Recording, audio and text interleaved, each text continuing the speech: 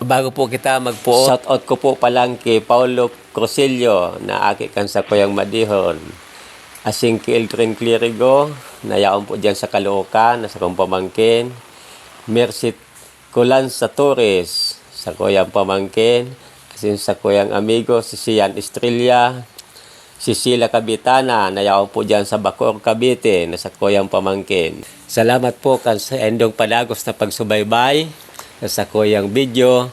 Lugod pa ako sa inyo kung ipalo sa Facebook page Juan Go Vlogs. Ay mga amigo asin amiga, yaon naman si Juan Go na nagsasabing ang bulong sa pagtios higos. Yaon ang pakibis sa kuyan tuwaan tangani po magpuning haliom po inin mga alang na tanga-sanga kang suwa sa ini kay kuwang pong halion hulita ini nakaka-apiktar duman sa mga magagayon na sangakan suwa kundi muhalion mauulakitan niya. Saka ito po bagang suwa na tanos-tanos ang sanga niya ang po kayo ni halimbawa kayo ni kaipuhan pong halion ini sa tuwa. Ini po ang kaipuhan halion dahil ini mabungan ng tungtong. Kay po anda pong ipruning ang satoyang kalamansi o suwa, tangani po na magin magayon ang sa iyang pagbubunga. Kung dahil tapupuningon ang suwa, kadakol po nin mga alang-alang na sanga na nakauulakit ito duman sa malulusog na sanga. Pag dahil mo hinali, iyo po yan ang magiging dahilan kausa ka ang pag-alang mangkan sanga na malulusog.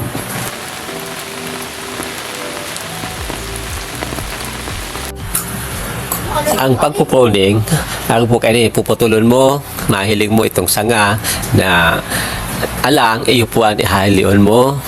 Pandua, itong malusog siya, alagad straight siya pataas, kay puhan mo man po na halion. Tangani po na sa imong suwa, dahil magpaparalangkaw. Takon dahil ito halion, halangkaw na ang suwaan mo, ay itong sayang poon.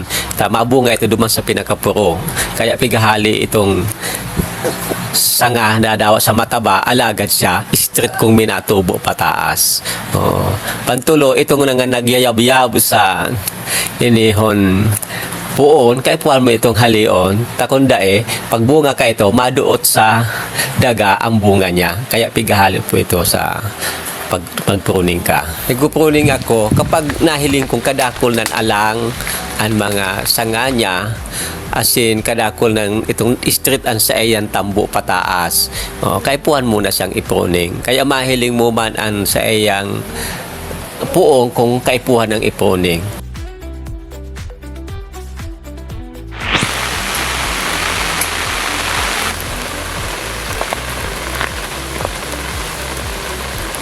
Dayan minabungaan puon sa 4 na taon pataas, puon kan sa imo itanom. Kaya ang puon sa pagtanom hanggang 3 taon, dahil ka pa man makakakuha po dyan ng gosi.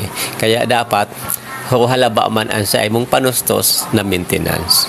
Iyan po ang pagtatanom ng suwa.